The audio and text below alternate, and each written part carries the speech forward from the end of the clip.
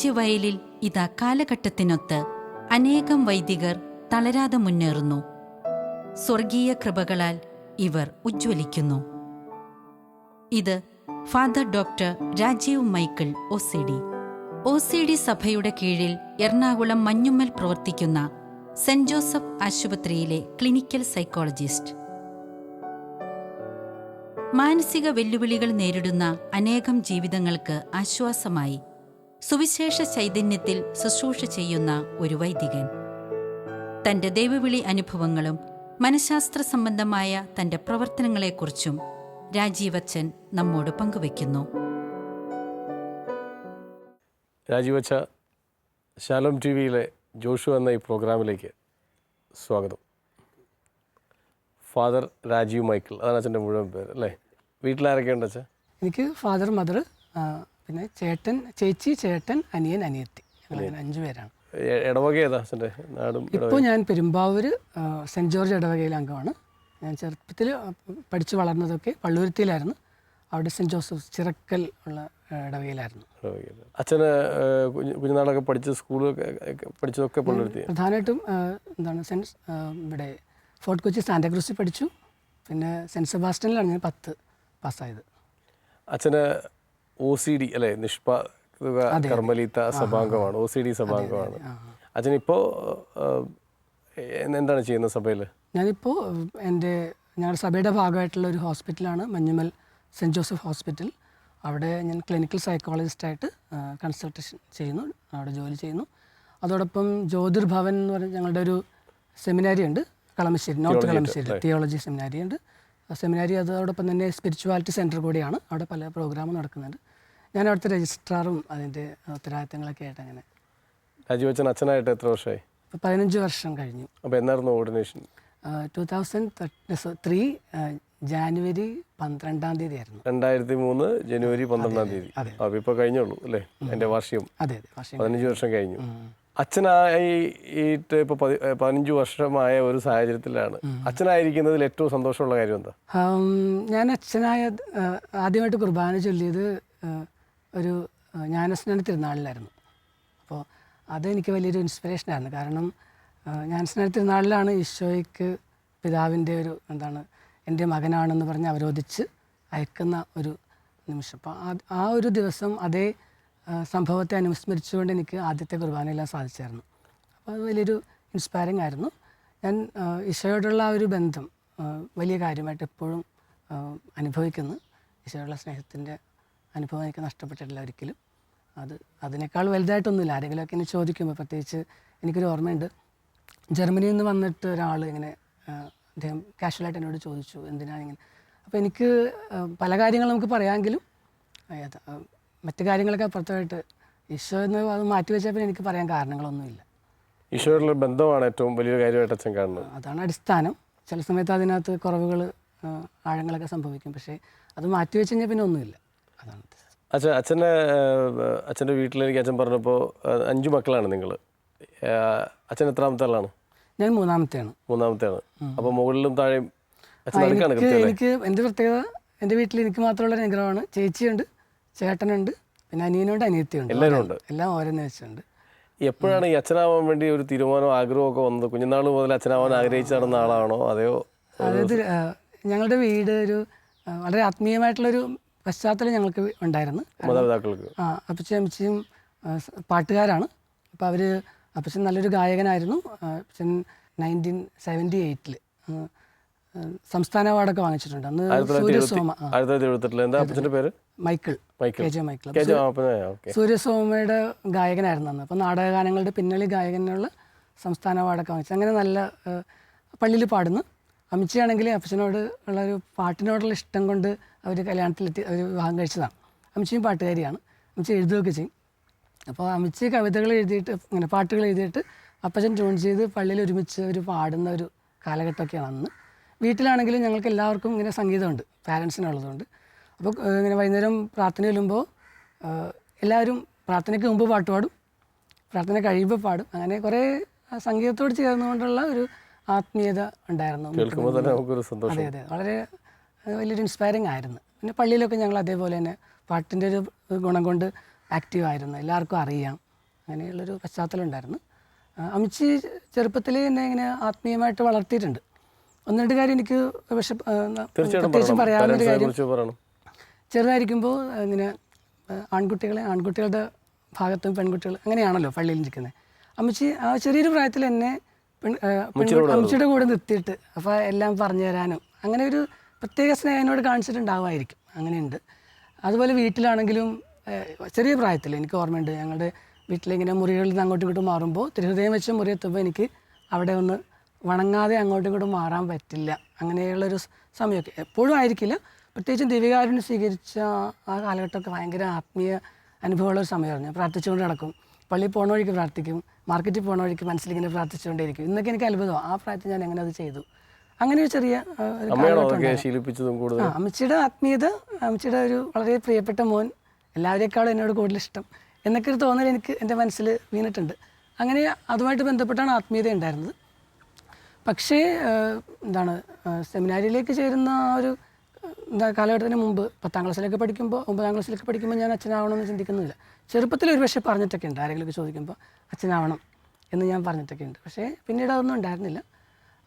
കർമ്മലിത്ത സഭ മിഷണറി ആകണോ കർമ്മലിത്ത സഭ വിളിക്കുന്നു എന്ന് പറയുന്നൊരു ക്യാപ്ഷൻ ഒരു സ്ഥലത്ത് കണ്ടപ്പോൾ 10ാം ക്ലാസ്സിൽ പഠിക്കുന്ന സമയത്ത് വന്നു.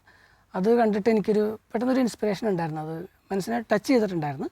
അതിനുശേഷം വൊക്കേഷൻ പ്രൊമോട്ടർ ഞങ്ങളുടെ ഇവിടെ സ്കൂളിൽ വന്നപ്പോൾ ഞാൻ അങ്ങനെ എഴുതുവാണ്. അങ്ങനെ എഴുതുന്നത് എനിക്ക് കർമ്മലിത്ത സഭയിൽ ചേർന്ന് സന്യാസ വൈദികനാകണം എന്ന് പറഞ്ഞ് ഞാൻ എഴുതുക. ഞാൻ അങ്ങനെ ചിന്തിച്ചിട്ടില്ല അതിന് മുമ്പ്. അപ്പോൾ അത് എനിക്ക് അത്ഭുതം തോന്നിയതിനേക്കാളും കൂടുതൽ വീട്ടുകാർക്ക് ഭയങ്കര അത്ഭുതമാണ്. കാരണം അച്ഛൻ്റെ റിപ്ലൈസ് ഒക്കെ വീട്ടിലേക്ക് വരുമോ, അച്ഛൻ മറുപടി അയക്കുന്നു, എടുത്തു കഴിഞ്ഞെന്ന രീതിയിലാണ് അച്ഛൻ മറുപടി അയക്കുന്നത്. ഭയങ്കര അവർക്ക് അത്ഭുതമായിട്ടുണ്ടാവും. അങ്ങനെ ആരും ആദ്യം എഴുതില്ലല്ലോ. അങ്ങനെയൊക്കെയാണ് ചേരാനായിട്ട് ഒരുങ്ങുന്നത്. പക്ഷേ വീട്ടിൽ ഞാൻ ചേരാൻ തീരുമാനിച്ചു എന്ന് അറിഞ്ഞു കഴിഞ്ഞപ്പോഴേക്കും എല്ലാവർക്കും ഭയങ്കര വിഷമമായിരുന്നു. എല്ലാവരും സങ്കടപ്പെട്ടു, ഓരോരുത്തരും കരയാൻ തുടങ്ങി, ഓരോരുത്തരായിട്ട് എന്നെ പിന്തിരിപ്പിക്കാൻ തുടങ്ങി. പ്രത്യേകിച്ച് അമ്മച്ചിയൊക്കെ ഇങ്ങനെ പറഞ്ഞുകൊണ്ടേയിരിക്കും. ചേട്ടനാണെങ്കിൽ ചേട്ടൻ പറഞ്ഞത് ശരിയാവില്ല എന്നൊക്കെ പറഞ്ഞു. കുറച്ച് പിന്നെ +2 കഴിഞ്ഞിട്ട് നീ വളരെ ചെറുതാണ്, ഇപ്പോൾ ചെയ്യേണ്ടതെന്ന് പറഞ്ഞു. വികാരിച്ച് നീ വഴിതിരിഞ്ഞു പോയി എന്ന് പറഞ്ഞു. അങ്ങനെയൊക്കെ എല്ലാവരും പിന്തിരിപ്പും. എൻ്റെ അമ്മമ്മ പറഞ്ഞു ഇങ്ങനെ നീ പോവുകയാണെങ്കിൽ എനിക്ക് വല്ലതും സംഭവിക്കും എന്നൊക്കെ വരും. അങ്ങനെ എല്ലാവരും ഒരുപാട് വിഷമിക്കുകയും പിന്തിരിപ്പിക്കുകയും ചെയ്യാൻ ശ്രമിച്ചിട്ടുണ്ട്. അപ്പോൾ ആ സമയത്ത് സ്നേഹം കൊണ്ട് അവർക്ക് ഇഷ്ടമുള്ള കാര്യം ആയിരുന്നിരിക്കണം, തീർച്ചയായിട്ടും അങ്ങനെയായിരുന്നു. പക്ഷേ ആ സമയത്ത് എന്നെ പിന്നെ ഞാൻ വളരെ ചെറുതാണ്, എനിക്ക് വളരെ പൊക്കം കുറവുള്ള ആളായിരുന്നു. എല്ലാ ഏറ്റവും ചെറുതായിരിക്കും.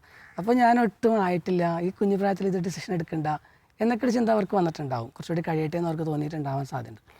അങ്ങനെ അപ്പോൾ എൻ്റെ മനസ്സിലും ഇങ്ങനെ എല്ലാവരും വിഷമിച്ചിരിക്കുന്നു. പക്ഷേ ഞാൻ മുന്നോട്ട് പോയിക്കൊണ്ടിരിക്കുക, ഒരു ഹീറോ എന്നൊരു ചിന്ത ഉള്ളിലുണ്ടാവുമായിരിക്കും.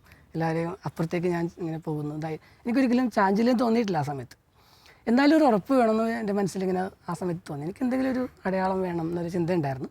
ആ ദിവസങ്ങളിൽ ഇങ്ങനെ പ്രിപ്പറേഷൻ തുടങ്ങി. നമുക്ക് ഓരോ സർട്ടിഫിക്കറ്റൊക്കെ, ഇപ്പോൾ വികാരിച്ചിൻ്റെ ലെറ്റർ, പിന്നെ സ്കൂളിൽ നിന്ന് സ്വഭാവ സർട്ടിഫിക്കറ്റ്, അങ്ങനെ ഒരു ലിസ്റ്റ് ഉണ്ട്. അതൊക്കെ കളക്ട് ചെയ്തുകൊണ്ടിരിക്കും.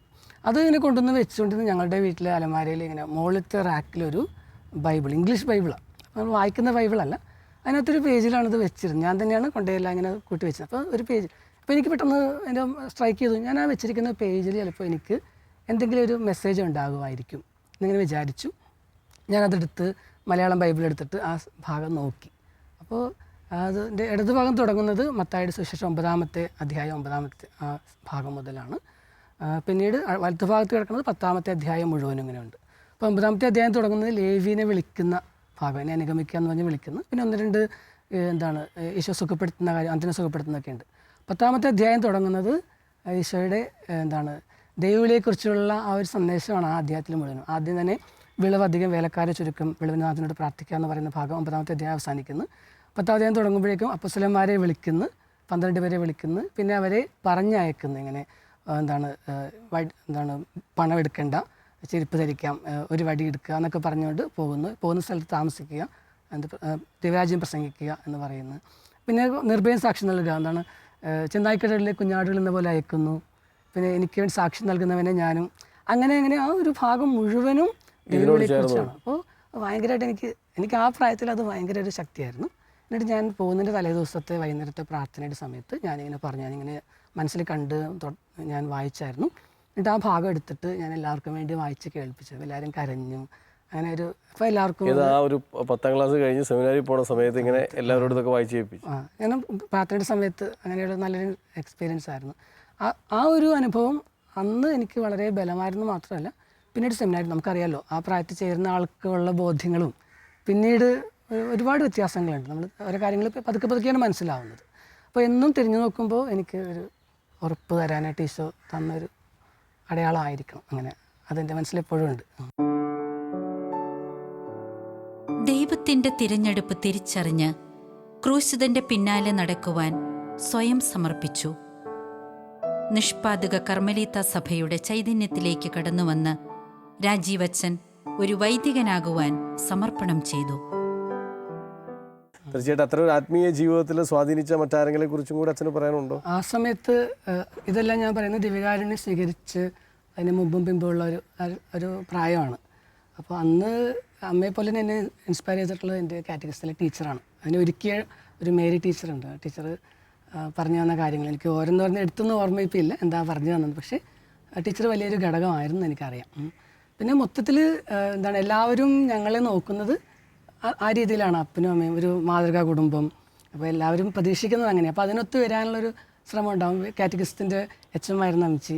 എല്ലാ കാര്യങ്ങളിലും അപ്പച്ചനും അമ്മച്ചിയും പള്ളിയിൽ ആക്റ്റീവാണ്. എഴുതുന്നു, അമ്മച്ചിക്ക് സമ്മാനം കിട്ടുന്നു. ഒരു പ്രാവശ്യം ഒരു കോമ്പറ്റീഷൻ നടന്നപ്പോഴേക്കും അമ്മച്ചി പള്ളിയിലെ കലാതിലകം എന്ന് പറയില്ലേ, ഏറ്റവും കൂടുതൽ സമ്മാനം വാങ്ങിക്കുന്ന ആളായിരുന്നു കലയും സാഹിത്യവും അമ്മ. അതുപോലെ തന്നെ എന്താണ് ഞങ്ങളുടെ അന്ന് കൊച്ചു രൂപതയിലാണ്. രൂപതയിൽ എന്താണ് നല്ല എഴുത്തുകാരിക്കുള്ള കവിതയ്ക്കും ലേഖനത്തിനൊക്കെ അമ്മച്ചി സമ്മാനം. അങ്ങനെ അമ്മച്ചി ഒരു വശത്ത് ഇങ്ങനെ നല്ലൊരു അറിയപ്പെടുന്ന ഒരാൾ, അപ്പച്ചനും മറ്റൊരു വശത്ത് ടീച്ചറെന്ന് അമ്മച്ചിനെ വിളിക്കുക, റെജിന ടീച്ചർ എന്ന് എല്ലാവരും വിളിക്കുക. അപ്പോൾ അതിനനുസരിച്ച് വരാനുള്ള ഒരു ഇൻസ്പിറേഷൻ എനിക്ക് കിട്ടിയിട്ടുണ്ട് ആ പ്രായം മുതൽ തന്നെ. അമ്മച്ചി ഇപ്പോൾ എന്താണ് ഇപ്പോഴും അമ്മച്ചി അതൊക്കെ ചെയ്യുന്നുണ്ട്. അമ്മച്ചി കവിത എഴുതിയിട്ടൊരു പുസ്തകമാക്കാനായിട്ട് ഈ ദിവസങ്ങളിൽ അമ്മച്ചി എഴുതിയ കവിത ഒരു പുസ്തകമാക്കാനായിട്ട് ഞങ്ങൾ തയ്യാറാകുന്നുണ്ട്. ആ ഒരു ബാക്ക്ഗ്രൗണ്ട് എപ്പോഴും ഉണ്ടായിരുന്നു എനിക്ക്. ഏറെ സന്തോഷം ഈ രണ്ട് മാതാപിതാക്കളെ കുറിച്ച് കേൾക്കുമ്പോൾ. അച്ഛാ, ഞാൻ സെമിനാരി ജീവിതത്തിലേക്ക് നമുക്കൊന്ന് മടങ്ങിപ്പോകാം. കാരണം അച്ഛൻ സെമിനാരി ചേർന്നു, കാർമലൈറ്റ് ഈ OCD സഭയിലാണ് അച്ഛൻ ചേർന്നത്. എത്ര വർഷമായിരുന്നു ഈ വൈദിക പരിശീലനം? നമുക്ക് 13 വർഷത്തെ പരിശീലനമാണുള്ളത്. അതായത് +2 കഴിയാതെ വരുന്നവർക്ക് എല്ലാം കൂടി 13 വർഷം. 13 വർഷം എങ്ങനെ ഉണ്ടായിരുന്നു ഈ പരിശീലന കാലത്ത്? 13 വർഷം ചെറിയ സമയമല്ലല്ലോ. അതെ, ഒരുപാട് കാലഘട്ടമാണ്. അതിൻ്റെ ചില ഓർമ്മകൾ അച്ഛന് പറയാനുണ്ടോ? ഏറ്റവും ഒരു മർമ്മമായിട്ടുള്ളൊരു സമയം നോവിഷ്യേറ്റാണ്. നമ്മൾ ആത്മീയമായിട്ടുള്ള കാര്യങ്ങൾ പഠിച്ചെടുക്കുന്ന ഒരു സമയമാണ്. ഫിലോസഫിക്കും തിയോളജിക്കും ഇടയ്ക്കാണോ? മുമ്പ് ഫിലോസഫിക്കും. +2 കഴിഞ്ഞ ശേഷം പോസ്റ്റലൻസി നോവിഷ്യേറ്റ്. ആ സമയത്ത് നമ്മൾ പുറത്തൊന്നും പോകുന്നില്ല, വീട്ടുകാർ വരുന്നില്ല. പ്രാർത്ഥനയ്ക്കും ആത്മീയ വളർച്ചയ്ക്കും വേണ്ടി 2 വർഷമാണത്. അതിൽ 1 വർഷം പ്രധാനപ്പെട്ട നോവിഷ്യേറ്റ്, അതിന് മുമ്പ് പോസ്റ്റലൻസി. 1 വർഷം വേറെ എങ്ങും പോകുന്നില്ല, വിസിറ്റേഴ്സ് ഇല്ല, ഒന്നുമില്ല. അതെ അതെ അതെ. അപ്പോൾ ആ കാലഘട്ടത്തിലാണ് നമ്മൾ പ്രാർത്ഥിക്കുവാൻ പഠിക്കുന്നത്. ഇപ്പോൾ കർമ്മലിത്ത ജീവിതത്തിൻ്റെ ഒരു സെൻറ്റർ എന്ന് പറയുന്നത് നമുക്ക് ധ്യാനിക്കുവാനുള്ളൊരു പഠനമാണ്. ഇന്ന് നമുക്ക് പ്രാർത്ഥിക്കുവാൻ സാധിക്കുക. അപ്പോൾ അത് എന്താണ് ട്രെയിൻ ചെയ്യാനായിട്ട് സഭയിൽ തന്നെ ഏറ്റവും ആ ഉത്തരവാദിത്തമുള്ള ഒരു കർമ്മലിത്തരാണ് സഭയുടെ പ്രാർത്ഥന പഠിപ്പിക്കേണ്ട ആളുകൾ. അമത്രേസ്യ, യോഹനാൻ ക്രൂസ്, അവരുടെയൊക്കെ ബാക്ക്ഗ്രൗണ്ട്. അപ്പോൾ അത് ഞങ്ങൾ പഠിക്കുന്ന സമയവും ഈ നോവിഷ്യേറ്റാണ്. അന്ന് പഠിച്ചിട്ടുള്ള കുറേ കുഞ്ഞു കുഞ്ഞു കാര്യങ്ങളുണ്ട്. അതായത് ഞങ്ങൾക്ക് ഇങ്ങനെ ഇടയ്ക്കൊരു മണിയടിക്കും. എന്തിനാ? ദൈവം കൂടെ ഉണ്ടെന്ന് ഓർമ്മിപ്പിക്കാനായിട്ട്, പ്രസൻസ് ഓഫ് ഗോഡ് എന്ന് പറയും. അപ്പോൾ അങ്ങനെയൊക്കെ ദൈവസാന്നിധ്യം അന്ന് ഞാൻ അന്ന് ചെയ്ത് ശീലിച്ച ഒരു കാര്യമുണ്ടായിരുന്നു. നമ്മൾ ഇങ്ങനെ ഈശോയുടെ നാമം വെച്ച് പ്രാർത്ഥിച്ച് മനസ്സിൽ ഈശോയുടെ ഓർമ്മ നിലനിർത്തുക എന്നുള്ളൊരു അനുഭവം നിലനിർത്തുക എന്നൊരു കാര്യമുണ്ട്. അപ്പോൾ അന്ന് ഞാൻ ചെയ്തു തുടങ്ങിയിട്ട് ഇങ്ങനെ പ്രാർത്ഥിച്ചു തുടങ്ങിയൊരു പ്രാർത്ഥന ഉണ്ടായിരുന്നു. ഇങ്ങനെ ഈശോ, ഇംഗ്ലീഷിലായിരുന്നു, my Jesus I trust in you എന്നുള്ളത്. അതിങ്ങനെ പറഞ്ഞത് ശീലമായി. പിന്നെ ഒരിക്കലും എൻ്റെ മനസ്സിൽ നിന്ന് അത് പോയിട്ടില്ല. ഏതൊരു സമയത്തും എൻ്റെ മനസ്സിലേക്ക് വീണ്ടും വരുന്ന ഒരു പ്രാർത്ഥനയായിട്ട് അതങ്ങനെ മാറി. അപ്പോൾ അങ്ങനെയുള്ളൊരു ആത്മീയ പശ്ചാത്തലം, നമ്മൾ ജീവിതത്തിൽ എപ്പോഴും ആത്മീയത നിലനിർന്നിട്ടൊന്നുമില്ല, കുറവുകളുണ്ടായിട്ടുണ്ട്. പക്ഷേ ഇത് നഷ്ടപ്പെടാതെ നിൽക്കാനായിട്ട് ഇടയായിട്ടുണ്ട്. അപ്പോൾ ഏറ്റവും പ്രധാനപ്പെട്ട നിമിഷം അതായിരിക്കണം. പിന്നെ പറയാവുന്ന ഒരു സമയം തിയോളജി പഠിക്കുന്ന സമയത്ത് എനിക്കൊരു അസുഖം വന്നായിരുന്നു. അത് തിയോളജി സെക്കൻഡ് ഇയർ ആയിരിക്കുമ്പോഴാണ്. ഒരു ദിവസം രാത്രി ഞാൻ ഇങ്ങനെ ബ്രഷ് ചെയ്തുകൊണ്ടിരിക്കുമ്പോൾ എൻ്റെ മൂക്കിൽ നിന്ന് ഇങ്ങനെ ചോര ഒഴുകാൻ തുടങ്ങി. മൂക്കിൽ നിന്നും വായിൽ നിന്നും ചോര ഇങ്ങനെ വരുവാണ്. എന്താണെന്ന് എനിക്ക് വേദനയൊന്നുമില്ല. അപ്പോൾ ഞാൻ ചോര നിൽക്കാതെയപ്പോൾ ഞാനൊരു പാത്രം എടുത്ത് അതിങ്ങനെ കളക്ട് ചെയ്ത് ചോര മുഴുവൻ എടുത്ത് വെച്ചു. പിറ്റേ ദിവസം രാവിലെ എൻ്റെ ഏറ്റവും ക്ലോസ് ആയിട്ടുള്ളൊരു ഫ്രണ്ടിനെ അതുകൊണ്ട് കാണിച്ചു കൊടുത്തു, ഇങ്ങനെ എത്രയും ചോര ഒഴുകി വന്നു എന്നൊക്കെ. അപ്പോൾ പറഞ്ഞു, ഇത് ശരിയാവില്ല, പോയിട്ട് അച്ഛൻ്റെ അടുത്ത് പറയണം, അച്ഛനോട് സംസാരിക്കണം. ഞാൻ പറഞ്ഞു, എനിക്കറിയില്ല, എന്താണെന്ന് അറിയണ്ടേ, നമുക്ക് കുറച്ചുകൂടി വെയിറ്റ് ചെയ്യണമെന്ന് പറഞ്ഞു. പിന്നെ അത് ഇടയ്ക്കിടയ്ക്ക് ഇങ്ങനെ എല്ലാ ദിവസവും തന്നെ 1-2 പ്രാവശ്യം ചോര ഇങ്ങനെ ഒഴുകി വരുന്നു. അത് കുറേ വരും, ഒരു ഗ്ലാസിൻ്റെ പകുതിയോളമൊക്കെ ചോര ഒഴുകി വരും ചില സമയത്ത്. അത് ഭയങ്കര, എന്താണെന്ന് അറിയാനും പാടില്ല, എന്നാൽ അങ്ങനെ വേദനയൊന്നുമില്ല. അച്ഛൻ്റെ അടുത്ത് നിന്ന് പറഞ്ഞു. അപ്പോൾ അച്ഛനൊക്കെ ഭയങ്കരമായിട്ട് ടെൻഷൻ അടിച്ചു. അങ്ങനെ ഡോക്ടറെ കണ്ടു. അങ്ങനെ ലൂർദ് ഹോസ്പിറ്റലിൽ കൊണ്ടുപോയിട്ടൊരു ഓപ്പറേഷൻ നടത്തി. മൂക്കിൻ്റെ ഉള്ളിലൂടെയാണ് ഓപ്പറേഷൻ ആദ്യം ചെയ്തത്. അത് ചെയ്തിട്ട് ഡോക്ടറിന് അതൊരു ധമനി ഇങ്ങനെ അത് ചെയ്യുന്ന സമയത്ത് ധമനി പൊട്ടി. ഡോക്ടറിന് അത് കൺട്രോൾ ചെയ്യാൻ പറ്റിയില്ല. ഒരു കണക്കിന് അവർ അത് പാച്ചപ്പ് ചെയ്ത് ഓപ്പറേഷൻ അവസാനിപ്പിക്കുകയും ചെയ്താണ്. അവർക്കത് ചെയ്യാൻ പറ്റിയില്ല. എന്നിട്ട് അവർ അമൃതയിലേക്ക് വിട്ടു. അമൃതയിൽ വെച്ച് ആൻജിയോഗ്രാം ചെയ്തിട്ട് നമ്മുടെ ഈ ബ്രെയിനിന് താഴെയുള്ള ഒരു ധമനിയുടെ അറ്റത്തായിട്ടൊരു ജുവനൈൽ ആൻജിയോ ഫൈബ്രോമ എന്ന് പറയുന്ന ഒരു ട്യൂമർ ഡെവലപ്പ് ചെയ്തിട്ടുണ്ടായിരുന്നു. അതിങ്ങനെ നിറഞ്ഞിട്ട് പിന്നെ ചോരയായിട്ട് ഒഴുകുന്ന സംഭവമായിരുന്നു. അത് റെയറായിട്ടുള്ള സംഗതിയാണ് അന്നത്തെ കാലത്ത്. അപ്പോൾ അതിനെ അത് ആദ്യം കണ്ടുപിടിച്ചു. പിന്നെ ആൻജിയോഗ്രാം കൊണ്ട് തന്നെ അത് ബ്ലോക്ക് ചെയ്തു. പിന്നീട് ലൂർദ് ഹോസ്പിറ്റലിൽ വെച്ച് അത് ഓപ്പറേറ്റ് ചെയ്ത് അത് റിമൂവ് ചെയ്തു. ട്യൂമർ എടുത്ത് മാറ്റി. അങ്ങനെയാണ് ഞാൻ അപ്പോൾ തിയോളജി പഠിക്കുന്ന സമയത്താണ്. അപ്പോൾ അത് അന്നത്തെ കാലത്ത് ഒരു വലിയ സംഭവം. കാരണം ഇതിന് ശേഷം എന്നെ ഡോക്ടർ PY ജോണാണ് ചെയ്യുന്നത്. അദ്ദേഹം വീണ്ടും എന്നെ 2 പ്രാവശ്യം തിയേറ്ററിൽ കൊണ്ടുപോയി എന്നെ വീണ്ടും കിടത്തി ഇതൊക്കെ റെക്കോർഡ് ചെയ്തു, ക്യാമറയിലൊക്കെ എടുത്തു. അദ്ദേഹത്തിന് ഇത് പ്രസൻറ്റ് ചെയ്യാനുള്ള റെയറായിട്ടുള്ള സംഗതി സക്സസ്ഫുള്ളായിട്ട് ചെയ്യാൻ പറ്റി.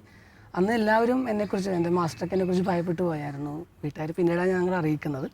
അപ്പോൾ ആ കാലം പക്ഷേ എനിക്ക് ഇതൊക്കെ സംഭവിക്കുമ്പോൾ ഇപ്പോൾ ഞാൻ ഓർക്കുമ്പോൾ എൻ്റെ ഇങ്ങനെ ചോര ഒഴുകുന്നതെന്ന് അറിയാൻ പാടില്ല, നമ്മൾ ഭയപ്പെട്ടു പോകും. അന്ന് എനിക്ക് ഭയം ഉണ്ടായിരുന്നില്ല. എനിക്കത് എന്തോ ഒരു പ്രശ്നമായിട്ട് തോന്നിയില്ല. ചിലപ്പോൾ മരിക്കാൻ സാധ്യതയുള്ള കാര്യമാണെന്ന് ഒരു പക്ഷേ നമ്മുടെ പുറകിൽ അറിയാം, പക്ഷെ ഒന്നും തോന്നിയിരുന്നില്ല. എങ്ങനെയാണ് അത്രയും ശക്തി എന്ന് എനിക്ക് സാധിക്കില്ലെന്ന് എനിക്ക് തോന്നുന്നത്. പക്ഷേ ആ പ്രായത്തിൽ എനിക്ക് ഒരു ഭയങ്കരമായിട്ടുള്ള പ്രചോദനം ദൈവത്തിൻ്റെ കയ്യിൽ നിന്ന് കിട്ടിയിരുന്നു. അച്ഛൻ മുമ്പ് പറഞ്ഞ പ്രാർത്ഥന തന്നെ എനിക്ക് അടിസ്ഥാനം. കാരണം അച്ഛൻ ആ പ്രാർത്ഥനയെക്കുറിച്ച് പറഞ്ഞപ്പോൾ ഞാൻ ചോദിക്കാൻ ആഗ്രഹിച്ചൊരു ചോദ്യത്തിനോട് ചേർന്നാണ് അച്ഛൻ ഇപ്പോൾ വന്ന ഉത്തരവും ഇവന് ഷെയർ ചെയ്ത കാര്യവും ഈ അസുഖത്തിൻ്റെ കാര്യവും. Jesus my Jesus I trust in you. കർത്താവെ, എൻ്റെ ഈശോയെ ഞാനെങ്കിൽ ആശ്രയിക്കുന്നു. ജീവിതത്തിൽ കർത്താവിൽ ആശ്രയിച്ച് അല്ലെങ്കിൽ ദൈവത്തിൽ പരിപൂർണമായി ആശ്രയിച്ചതിൻ്റെ തീർച്ചയായിട്ടും അതിൻ്റെ ഒരു അനുഭവമാണല്ലോ ഈ ആശുപത്രിയിലെ കാര്യം പറഞ്ഞത്. മറ്റെന്തെങ്കിലും ഇത്രയും വർഷത്തിനിടയിൽ ജീവിതത്തിനിടയിൽ വൈദികനായിട്ടോ മുമ്പോ ഇപ്പോഴോ എപ്പോഴായാലും അങ്ങനെയൊരു കർത്താവിൽ ആശ്രയിച്ച് പരിപൂർണമായി ദൈവത്തിൽ ആശ്രയിച്ചതിൻ്റെ ഏതെങ്കിലും ദൈവം നടത്തിയതിൻ്റെ ഒരു അനുഭവം എന്തെങ്കിലും പറയാനുണ്ടോ? എനിക്ക് ഈ പിന്നീട് സൈക്കോളജിയിലേക്ക് പോകാനായിട്ടുള്ളൊരു അവസരം കിട്ടിയല്ലോ. അതിനിപ്പോൾ സൈക്കോളജി പഠിച്ച് ക്ലിനിക്കൽ സൈക്കോളജിസ്റ്റാണ്. തീർച്ചയായിട്ടും നമുക്ക് പറയാം. പക്ഷേ ഈ അനുഭവം പറയാം. അതുമായിട്ട് ബന്ധപ്പെട്ട് എനിക്ക് ഇങ്ങനെ ഒരു അനുഭവം ഞാൻ ഷെയർ ചെയ്യാമെന്ന് വിചാരിച്ചു. കാരണം നിംഹാൻസിൽ പഠിക്കാൻ വേണ്ടിയല്ല പ്ലാൻ ചെയ്തിരുന്നത്. ഞാൻ മറ്റു കാര്യങ്ങൾ ചെയ്തുകൊണ്ടിരിക്കുമായിരുന്നു. ആദ്യം എനിക്ക് നിംഹാൻസിലാണ് സൈക്കോളജി പഠിച്ചത്. അതെ. അപ്പോൾ എന്താണ് പറയുക, ഞങ്ങൾക്ക് അച്ഛനായ ശേഷം ആദ്യം കിട്ടുന്നത് ഒരു വളരെ ലളിതമായിട്ടുള്ള ഒരു സാഹചര്യമാണ്. അതായത് നിഷ്കളങ്കരായിട്ടുള്ള കുട്ടികൾ, ആദിവാസി കുട്ടികൾ, മൂന്നാറിലുള്ള കുട്ടികളെ നോക്കുന്ന ഒരു ബോയ്സ് ഹോമിൻ്റെ ചാർജാണ്. അപ്പോൾ അത് ചെയ്തുകൊണ്ടിരുന്ന് 2.5 വർഷം. പിന്നീട് എന്നോട് SB കോളേജ് ചങ്ങനാശ്ശേരിയിൽ പഠിക്കാൻ പറഞ്ഞു. അപ്പോൾ ഞങ്ങളുടെ ഒരു രീതിയിൽ നമ്മളല്ല പറഞ്ഞു എനിക്കിത് പഠിക്കണം അത് ചെയ്യണം എന്നൊക്കെ സഭ പറയുന്നു, നമ്മൾ ചെയ്യുന്നു. അങ്ങനെ ഇംഗ്ലീഷ് ലിറ്ററേച്ചർ മാസ്റ്റർ ഡിഗ്രി എടുത്തു. അങ്ങനെ നിൽക്കുമ്പോൾ ഞങ്ങളുടെ പ്രൊഫസർ പറഞ്ഞു സൈക്കോളജിയിൽ ഡോക്ടറേറ്റ് ചെയ്യണം, അമേരിക്കയിൽ പോകണം എന്ന് പറഞ്ഞു. പെട്ടെന്ന് പാസ്പോർട്ടൊക്കെ റെഡിയാക്കി. പക്ഷേ ആ സാഹചര്യം അപ്പോൾ മാറിപ്പോയായിരുന്നു. അവിടെ എന്നെ അയക്കാൻ പറ്റുന്ന സാഹചര്യം വന്ന് അച്ഛൻ പറഞ്ഞു ഇന്ത്യയിൽ തന്നെ സൈക്കോളജി പഠിച്ച് ഡോക്ടറേറ്റ് എടുക്കണമെന്ന് പറഞ്ഞു. അങ്ങനെയാണ് ബാംഗ്ലൂരിൽ പോയി അന്വേഷിക്കുന്നത്. അപ്പോൾ പ്രൊഫസറിൻ്റെ അവർ പറഞ്ഞു തന്നത് മോൺഫോർട്ട് എന്നൊരു സെൻറ്ററിൽ പോയിട്ട് അത് അന്വേഷിക്കാനാണ് പറഞ്ഞു. അവിടെ ചെന്ന് അങ്ങനെ ഒരു സെലക്ഷൻ കുഴപ്പമില്ല, പഠിക്കും. ഞാനപ്പോൾ മാസ്റ്റർ ഡിഗ്രി എടുത്തിട്ടുണ്ട്, ഡിസ്റ്റൻസ് മദ്രാസ് യൂണിവേഴ്സിറ്റിയിൽ എടുത്തിട്ടുണ്ട്. അതുകൊണ്ട് തന്നെ എനിക്ക് ഡോക്ടറേറ്റ് ചെയ്യാമെന്നൊക്കെ പറഞ്ഞു. അങ്ങനെ എതിരെ ഇതൊക്കെ വന്നു. പക്ഷേ പോകുന്നതിന് മുമ്പ് ഞാനൊരു അച്ഛനെ കണ്ടു. അച്ഛൻ എന്നോട് പെട്ടെന്ന് ഞാനിങ്ങനെ സൈക്കോളജി പഠിക്കുകയാണ്, ക്ലിനിക്കൽ സൈക്കോളജി ആണെന്നൊക്കെ പറഞ്ഞപ്പോൾ അച്ഛൻ പറഞ്ഞു ഇവിടെ നിംഹാൻസിൽ ഒന്ന് ശ്രമിച്ചുകൂടെ, നല്ലൊരു സെൻറ്ററിൽ ഒന്ന് ട്രൈ ചെയ്തുകൂടെ എന്ന് എന്നോട് ചോദിച്ചു. അപ്പോൾ ഞാൻ നിംഹാൻസിൽ നിന്ന് ആദ്യമായിട്ട് കേൾക്കുവാണ്, എനിക്ക് കാര്യമായിട്ട് അറിയില്ല. പക്ഷേ ഒരു വലിയ സ്ഥാപനമാണെന്ന് മാത്രം മനസ്സിലായി. ഞാൻ വന്നിട്ട് അതിനെക്കുറിച്ച് അന്വേഷിച്ചു. അപ്പോൾ നിംഹാൻസിൽ പഠിക്കണമെന്നൊരു ആഗ്രഹം, അതിനെക്കുറിച്ച് അന്വേഷിച്ച് ഞാൻ അവിടെ ചെന്ന്. അപ്പോൾ സെൻട്രൽ ഗവൺമെൻറ് കീഴിലുള്ള ഇൻസ്റ്റിറ്റ്യൂട്ടാണ്, അങ്ങനെ വരണമേ ഉള്ളൂ ഇന്ത്യയിൽ. അപ്പോൾ സൈക്കോളജി പഠിക്കാൻ ക്ലിനിക്കൽ സൈക്കോളജി ആയിട്ട് ഏറ്റവും നല്ല ഒരു അവസരമാണ്. പക്ഷേ എനിക്ക് പറ്റുമോയെന്നറിയാൻ ഞാൻ അന്വേഷിച്ചു. അപ്പോൾ അവിടുത്തെ അക്കാഡമിയിലെ സെക്ഷനിലെ ആൾ പറഞ്ഞു ഞാൻ ചെയ്തൊക്കെ ഡിസ്റ്റൻസിൽ ഒക്കെ ആയതുകൊണ്ട് അത് കിട്ടുമോ എന്നറിയാൻ ചോദിച്ചു. അപ്പോൾ പറഞ്ഞു ഇവിടെ എൻട്രൻസ് ആണ് പ്രധാനം, എൻട്രൻസിൽ നിങ്ങൾക്ക് കയറാൻ പറ്റിയിട്ടുണ്ടെങ്കിൽ കിട്ടും. അപ്പോൾ വേറെ ഒന്നും അത് പ്രിപ്പയർ ചെയ്താൽ മതി, അങ്ങനെ വേറെ ഒന്നുമില്ലെന്ന് പറഞ്ഞു. അങ്ങനെ ഞാൻ അതൊക്കെ കേട്ട് നാട്ടിൽ വന്ന് ഞങ്ങളുടെ പ്രൊഫസറിനോട് പറഞ്ഞു എനിക്കിങ്ങനെ ഒരു ആഗ്രഹം, ബാംഗ്ലൂരിൽ നിംഹാൻസിൽ പഠിക്കണമെന്ന് ആഗ്രഹമുണ്ട്. അപ്പോൾ എന്നോട് പ്രൊഫസർ പറഞ്ഞു നല്ല കാര്യം, ക്ലിനിക്കൽ സൈക്കോളജി പഠിക്കാനായിട്ട് ഏറ്റവും നല്ല അവസരമാണ്, ഒരുങ്ങിക്കോളാൻ പറഞ്ഞു. എന്നെ മറ്റു ഉത്തരവാദിത്തങ്ങളിൽ നിന്ന് ഒഴിവാക്കിയിട്ട് ഒരു 6 മാസം സമയമുണ്ട്, നന്നായിട്ട് വായിച്ച് പ്രിപ്പയർ ചെയ്യാൻ പറഞ്ഞു. അങ്ങനെ എന്നെ കുട്ടിക്കാനത്ത് വിട്ടു. അവിടെ 6-7 മാസം ഞാൻ വായിച്ചൊക്കെ ഒരുങ്ങി നോട്ടൊക്കെ തയ്യാറാക്കി എനിക്കറിയാം അത് എളുപ്പമല്ല, ഞാൻ റെഗുലർ പഠിച്ചിട്ടില്ലാത്ത ഒരാൾ കൂടിയാണ്. അപ്പോൾ ഇങ്ങനെ ഓരോ ഭാഗം ചെറിയ നോട്ടൊക്കെ ഉണ്ടാക്കി അങ്ങനെ തയ്യാറാക്കിയൊക്കെ ഒരുപാട് ഒരുങ്ങിയിട്ടുണ്ട്. ഞാൻ ബുദ്ധിമുട്ടി അതിന് വേണ്ടി. അങ്ങനെ അവസാനം ഈ ഡേറ്റ് വന്നു, നിമാൻസ് അവിടെ ചെന്നു. തലേ ദിവസം എനിക്ക് ഭയങ്കര തലവേദന വെച്ചിട്ടുണ്ടെങ്കിൽ എനിക്ക് നോക്കാൻ പറ്റുന്നില്ല പുസ്തകത്തിൽ, കണ്ണിൽ നിന്ന് ഇങ്ങനെ വെള്ളം ഒഴുകിക്കൊണ്ടിരിക്കുക. അത് പതിവുള്ളൊരു കാര്യമല്ലായിരുന്നു. അങ്ങനെ എനിക്ക് വായിക്കാനേ പറ്റില്ല, കാരണം ഒരുങ്ങിയേക്കുന്ന നോട്ടൊക്കെ ഒന്നും മറിച്ച് നോക്കണ്ടേ, പറ്റുന്നേ ഇല്ല. സങ്കടപ്പെട്ട ഞാൻ ഉറങ്ങണം. രാവിലെ എന്നിട്ട് തലവേദന മാറണില്ല. ഉച്ചയ്ക്കാണ് എക്സാം. ഉച്ച വരെ 12 മണി വരെയാണ് ഞാനിങ്ങനെ, പിന്നെ ഞാൻ വായിക്കാണ്ട് ഞാൻ മാറ്റി വെച്ച് കണ്ണടച്ചൊക്കെ ഇരിക്കും, തലവേദന കുറയാൻ വേണ്ടി മരുന്ന് കഴിച്ചൊക്കെ ഇരിക്കും. അങ്ങനെ അവസാനം എക്സാമിനേഷൻ സെൻറ്ററിലെത്തി. അപ്പോൾ ഒരു 3/4 മണിക്കൂർ ബാക്കിയുണ്ട്. ആ സമയം കൊണ്ട് ഞാൻ ആ നോട്ട് ബുക്ക് ഞാൻ പ്രിപ്പയർ ചെയ്ത് വെറുതെ മറിച്ചു. അപ്പോൾ ഇരുന്ന് വായിക്കാനുള്ള സമയമില്ലാത്തതുകൊണ്ട് എല്ലാ പേജും വെറുതെ ഇങ്ങനെ മറിച്ചു. എൻ്റെ മനസ്സിൽ പതിയണമെങ്കിൽ പതിയട്ടെ എന്ന് പറഞ്ഞ് ഇങ്ങനെ മറിച്ചിട്ട് എക്സാമിനേഷൻ ഹാളിൽ കയറി. 1 മണിക്കൂർ എക്സാം, 90 ക്വസ്റ്റ്യൻസ് ഉണ്ട്. അപ്പോൾ 3 ക്വസ്റ്റ്യന് നമുക്ക് 2 മിനിറ്റ്. അപ്പോൾ ഫാസ്റ്റായിട്ട് കോമ്പറ്റേറ്റീവ് എക്സാമാണ്. ഞാനിങ്ങനെ സീരിയസ് ആയിട്ട് എഴുതാൻ തുടങ്ങി. ഒരു 5-6 മിനിറ്റ് കഴിഞ്ഞപ്പോഴേക്കും എക്സാമിനേഷൻ ഹാളിലുള്ള ഒരാൾ വന്നിട്ട് പറഞ്ഞു സർട്ടിഫിക്കറ്റ് കാണിക്കാൻ പറഞ്ഞു. അപ്പോൾ ഞാൻ സർപ്രൈസ്ഡ് ആയി, കാരണം സർട്ടിഫിക്കറ്റ് കാണിക്കണമെന്ന് ആവശ്യപ്പെട്ടിട്ടില്ല. എക്സാമിനേഷൻ ഹാളിൽ കൊണ്ടുവരണമെന്ന് പ്രത്യേകിച്ച് ഇൻസ്ട്രക്ഷൻ ഇല്ല. ഞാനത് പറഞ്ഞ് എക്സ്പ്ലെയിൻ ചെയ്യാൻ നോക്കി. പക്ഷേ അയാൾ നിർബന്ധമായിട്ട്, ഒരു ജൂനിയർ സ്റ്റാഫാണ്, അയാൾ നിർബന്ധമായിട്ട് പറഞ്ഞു. വേറെ 1-2 പേരൊക്കെ ചോദിച്ചെന്ന് എനിക്ക് മനസ്സിലായി. അപ്പോൾ അത് ഇല്ലാതെ എഴുതാൻ പറ്റില്ല എന്ന് പറഞ്ഞു. അപ്പോൾ ഞാൻ പിന്നെ പുറത്തേക്ക് ഇറങ്ങി, എന്നോട് പുറത്ത് പോയിട്ട് കൊണ്ടുവരാൻ പറഞ്ഞു. ഞാൻ പുറത്തിറങ്ങി. എൻ്റെ ബ്രദറാണ് കൂടെ വന്നിട്ടുള്ളത്. അവനോട് പറഞ്ഞു ഞങ്ങൾ താമസിക്കുന്ന സ്ഥലത്ത് നിന്ന് കുറച്ച് ദൂരമുണ്ട്, ബാംഗ്ലൂർ ആയതുകൊണ്ട് സമയമെടുക്കും കൊണ്ടുവരാനായിട്ട്. അപ്പോൾ പോയി കൊണ്ടുവരുമ്പോഴേക്കും ഈ 1 അവർ തന്നെ കഴിഞ്ഞിട്ടുണ്ടാവും. പിന്നെ ആരെങ്കിലും അവിടെ നിന്ന് കൊണ്ടുവന്നാൽ പെട്ടെന്ന് എത്തിക്കാൻ എന്നെ വിളിച്ച് നോക്കി, ഇല്ല ആരും അവൈലബിൾ അല്ല, ആ സമയത്ത് അവൈലബിൾ അല്ല. തിരിച്ചു സങ്കടപ്പെട്ട് വന്ന് ഞാൻ പറഞ്ഞു എനിക്ക് ഇപ്പോൾ കൊണ്ടുവരാൻ യാതൊരു വഴിയില്ല. അപ്പോൾ അയാൾ നെഗറ്റീവായിട്ട് നിൽക്കുവാണ്. അപ്പോൾ വേറൊരു മാഡം അവിടെ വന്നിട്ട് മാഡം കാര്യങ്ങൾ ചോദിച്ചു. എന്നിട്ട് മാഡം പറഞ്ഞു എക്സാം ഇപ്പോൾ എഴുതിക്കും, എന്നിട്ട് എക്സാം കഴിഞ്ഞ 1 മണിക്കൂറിനുള്ളിൽ സർട്ടിഫിക്കറ്റ് കൊണ്ടുവന്ന് കാണിക്കണമെന്ന് പറഞ്ഞു. അങ്ങനെ സമ്മതിച്ച് അപ്പോഴേക്ക് 1/2 മണിക്കൂർ കഴിഞ്ഞ്. ബാക്കി 1/2 മണിക്കൂറുണ്ട്, 80ഓളം ക്വസ്റ്റ്യൻസ് ബാക്കിയുണ്ട്. അത് എഴുതി തീർക്കണമെങ്കിൽ നമ്മളൊന്ന്, ഞാൻ എന്താ ചെയ്യുന്നത് വെച്ചിട്ടുണ്ടെങ്കിൽ ഒരു ക്വസ്റ്റ്യൻ വലുതാണെങ്കിൽ അത് വായിക്കില്ല, കാരണം അതും വായിച്ച് കഴിയുമ്പോഴേക്ക് സമയം നഷ്ടപ്പെടുക. വലിയ ക്വസ്റ്റ്യൻസ് വിടുവാണ്. പെട്ടെന്ന് വായിച്ച് ആൻസർ ചെയ്യാവുന്ന ക്വസ്റ്റ്യൻ മാത്രം നോക്കുന്നു, മാർക്ക് ചെയ്യുന്നു, അങ്ങനെ ഭയങ്കര സ്പീഡായിട്ട് എൻ്റെ ഒറ്റ ലക്ഷ്യം എങ്ങനെയെങ്കിലും മാക്സിമം ക്വസ്റ്റ്യൻസ് അറ്റംപ്റ്റ് ചെയ്യുക. അങ്ങനെ ഓടിച്ച് അവസാനം വരെ എത്തിച്ചു. പിറ്റേതൊന്നും തിരിച്ച് നോക്കാൻ പറ്റിയില്ല. അങ്ങനെ ഒരു തീർത്ത് മനസ്സിൽ കുറേ സങ്കടമുണ്ട്, ഞാൻ പ്രിപ്പയർ ചെയ്ത പോലെ ചെയ്യാൻ പറ്റിയില്ല, സങ്കടമൊക്കെ ആയിട്ട് ഞാൻ ഇറങ്ങിപ്പോരാ. ബ്രദർ അനിയൻ ചോദിക്കുമ്പോൾ ഞാൻ പറഞ്ഞു ഞാൻ പെർഫോം ചെയ്തിട്ടുണ്ട്, ബാക്കി ദൈവത്തിനാണ് എന്ന് പറഞ്ഞ് ഞാൻ അങ്ങനെ പോന്നു. പിറ്റേ ദിവസം എന്തായാലും റിസൾട്ട് അറിഞ്ഞിട്ട് പോരാന്ന് പറഞ്ഞ് വെയിറ്റ് ചെയ്തു.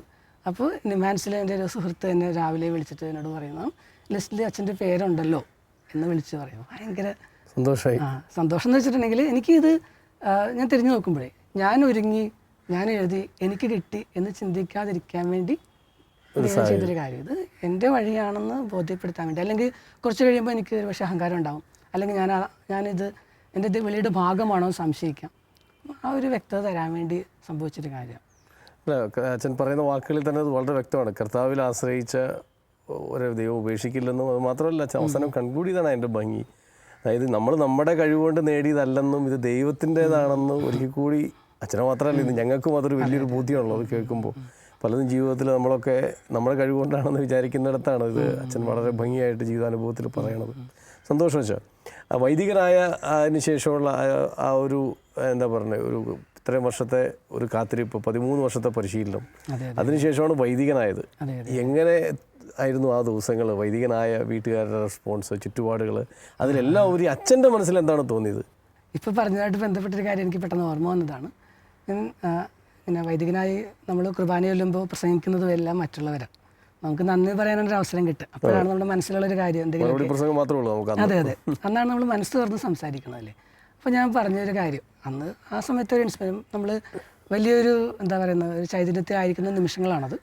അപ്പോൾ ഞാൻ പറഞ്ഞൊരു കാര്യമുണ്ട്, ഓരോരുത്തരും നമ്മുടെ ഈ ലോകത്ത് ഓരോ കാര്യങ്ങൾ ചെയ്യുന്നത് അല്ലെങ്കിൽ അച്ചീവ് ചെയ്ത് കഴിയുമ്പോൾ എൻ്റെ പരിശ്രമം, എൻ്റെ കഴിവ്, അതുകൊണ്ട് എനിക്കത് നേടാൻ സാധിച്ചു, ഞാനതുകൊണ്ട് ദൈവത്തിന് നന്ദി പറയുന്നു. ദൈവം സഹായിച്ചിട്ടുണ്ട്. പക്ഷേ ഓരോരുത്തരും അവരവരുടെ പ്രയത്നത്തിൻ്റെ ഫലമായിട്ട് ഓരോ കാര്യങ്ങൾ നേടുന്നു, അതിലെത്തുന്നു. പക്ഷേ ഈ ഓൾട്ടർ എന്ന് പറയുന്നത് എനിക്ക് എൻ്റെ കഴിവ് കൊണ്ട് എത്താൻ പറ്റുന്ന സ്ഥലമല്ല, എൻ്റെ ഏതെങ്കിലും ബലം കൊണ്ട് എനിക്ക് നിൽക്കാൻ പറ്റുന്ന സ്ഥലമല്ല.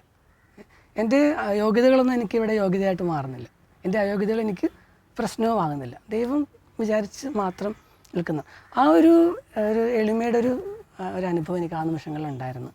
അത് എന്താ പറയുക, എനിക്ക് ഉള്ളിൻ്റെ ഉള്ളിൽ എപ്പോഴും ഉണ്ടെന്ന് ഞാൻ വിചാരിക്കുന്നു. പക്ഷേ പ്രത്യേകിച്ചും ആ നിമിഷങ്ങളിൽ വളരെ ശക്തമായിട്ട് ഞാൻ ഫീൽ ചെയ്തു. അത് തന്നെയാണ് എനിക്ക് പിന്നീട് സൈക്കോളജിയെക്കുറിച്ച് എനിക്ക് പറയാൻ പറ്റുമായിരുന്നു. ഞാൻ അധ്വാനിച്ച് കഷ്ടപ്പെട്ട് ഞാൻ പിടിച്ചെടുത്തു. ഏറ്റവും വലിയൊരു സംഭവമാണ്. അഭിമാനത്തോട് പറയാം, എന്താണ് ഈ ബാംഗ്ലൂർ നിമാൻസിന് വേറെ ആർക്കും കിട്ടിയിട്ടില്ല. അപ്പോൾ എനിക്ക് അഭിമാനിക്കാം. പക്ഷേ അങ്ങനെ ചെയ്യാതിരിക്കാനായിട്ട് എനിക്ക് ആ സെയിം എക്സ്പീരിയൻസ് തന്നെ തന്നു എന്നുള്ളതാണ് എനിക്ക് വളരെ ഇൻസ്പയറിംഗ് ആണ് ആ ഒരു കാര്യം ഓർക്കുമ്പോൾ. എനിവേ, ഓർഡിനേഷൻ്റെ ദിവസങ്ങളിൽ എനിക്ക് എന്താ പറയുക, ഏറ്റവും കൂടുതൽ എന്നെ പ്രാർത്ഥിച്ച് എല്ലാവരും കൂടി അവിടെ കൊണ്ട് നിർത്തിച്ചു എന്നുള്ളൊരു ഫീലിംഗ് ആയിരുന്നു. ഞാൻ ഏറ്റവും കൂടുതൽ നന്ദി പറഞ്ഞൊക്കെ പ്രാർത്ഥിച്ചവർക്ക് വേണ്ടിയൊക്കെയായിരുന്നു. അല്ലെങ്കിൽ എൻ്റെ കഴിവുകൊണ്ട് എനിക്ക് അവിടെ നിൽക്കാൻ പറ്റുമായിരുന്നില്ല.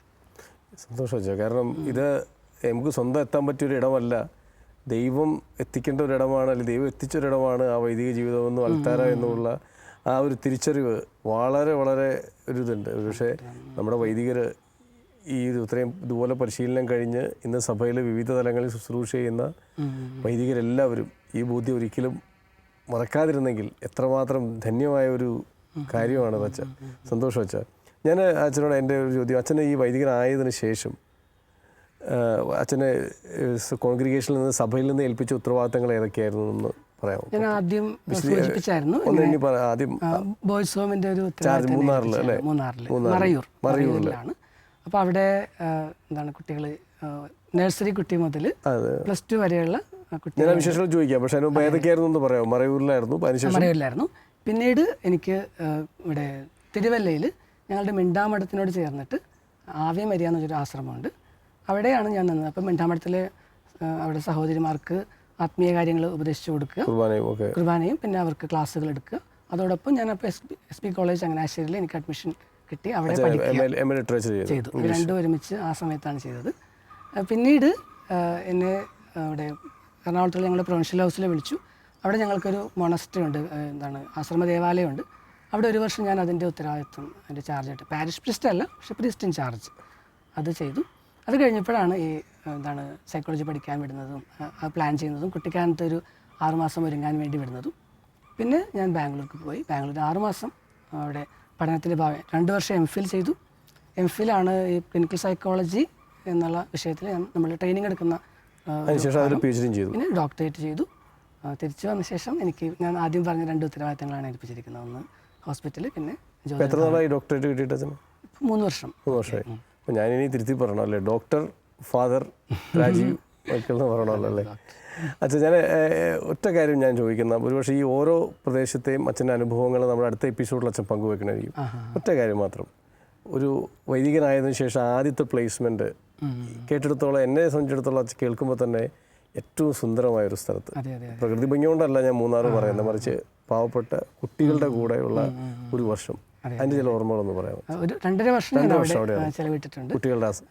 അത് നിഷ്കളങ്കരായിട്ടുള്ള ഈ ആദിവാസി പിള്ളേർ. എനിക്ക് പ്രകൃതി ഭംഗി തീർച്ചയായിട്ടും പ്രധാനപ്പെട്ടതായിരുന്നു. കാരണം അവിടുത്തെ പോയിട്ടുണ്ടോയെന്ന് അറിയില്ല, അവിടുത്തെ ടെറസിൽ കയറി നിന്നിട്ടുണ്ടെങ്കിൽ മറയൂർ പ്രത്യേകമായിട്ടുള്ള സ്ഥലമാണ്. ചുറ്റും മലകളാണ് ഇങ്ങനെ. അപ്പോൾ നമ്മൾ ബൈബിളിൽ പറയില്ല ഇങ്ങനെ പർവ്വതങ്ങളാൽ ചുറ്റപ്പെട്ട ജെറൂസലേം എന്നൊക്കെ പറയുന്നത് പോലെ ചുറ്റും ഇങ്ങനെ മലകളാണ്. അവിടെ ഞാൻ രാവിലെയും വൈകുന്നേരമൊക്കെ പോയി നിൽക്കും ഇങ്ങനെ അതിങ്ങനെ കണ്ട് ആസ്വദിക്കാനായിട്ട്. ഇപ്പോഴും ഞാൻ ഇടയ്ക്ക് ഓർക്കൊക്കെ ചെയ്യാറുണ്ട്. അപ്പോൾ പ്രകൃതി ഭംഗി കൊണ്ട് ഞാൻ എന്നും സന്തോഷിച്ചിരുന്ന സ്ഥലമായിരുന്നത്. പിന്നെ അതിനേക്കാൾ കൂടുതൽ എന്താ പറയുക, നമ്മൾ ചെയ്യുന്നത് കുറച്ചുകൂടി മീനിങ് ഫുൾ ആണെന്ന് തോന്നുന്ന ഒരു നല്ല ഒരു, കാരണം എനിക്ക് ഓരോ കുഞ്ഞുങ്ങൾ, ഞാൻ ബസ് ഇറങ്ങി വരുമ്പോഴേക്കും ഈ പിള്ളേർ മോണസ്ട്രി അവിടെ നിന്ന് ഓടി വരും, എല്ലാം കൂടി ഓടി വന്നിട്ട് എൻ്റെ കൈയ്ക്ക് തൂങ്ങാൻ തുടങ്ങും. അങ്ങനെ അവർക്ക് വേണ്ടി കുറേ സമയം മാറ്റിവെക്കാൻ കഴിഞ്ഞത് വലിയൊരു എക്സ്പീരിയൻസ് ആയിരുന്നു. അവിടെയുള്ള സമയങ്ങളൊക്കെ ഞാൻ വളരെ എൻജോയ് ചെയ്തിട്ടുണ്ട് ആ 2.5 വർഷം.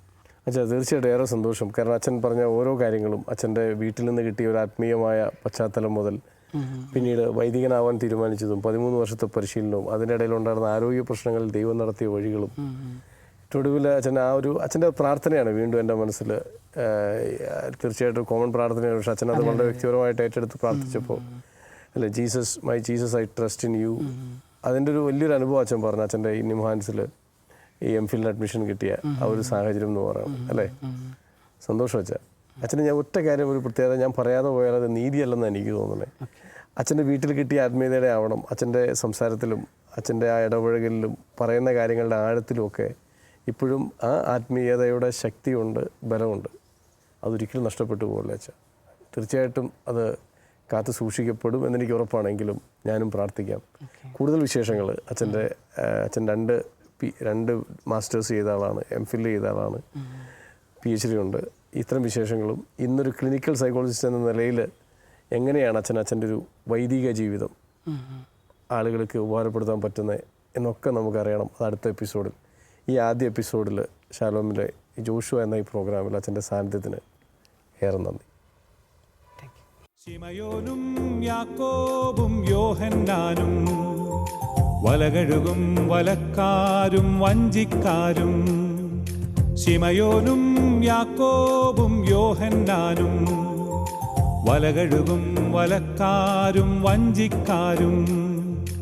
ഒരു നിമിഷം കേൾക്കാമോ കേൾക്കാമോ, നിങ്ങൾക്കായി നൽകാം ഞാൻ ഇന്നൊരു സന്ദേശം.